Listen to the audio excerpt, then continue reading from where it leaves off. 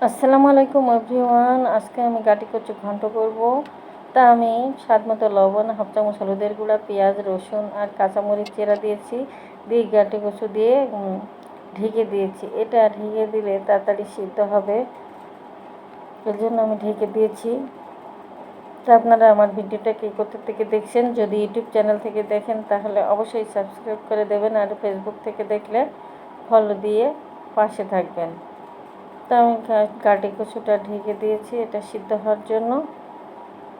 তা আমার গাটি কচুটা সিদ্ধ হয়ে গেছে, এবার আমি ঘুটনি দিয়ে ঘুটে দেব।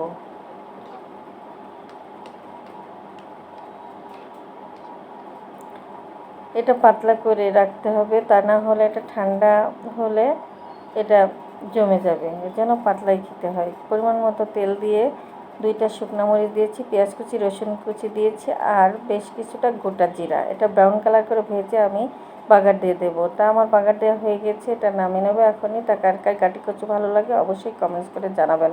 আল্লাহ হাফেজ।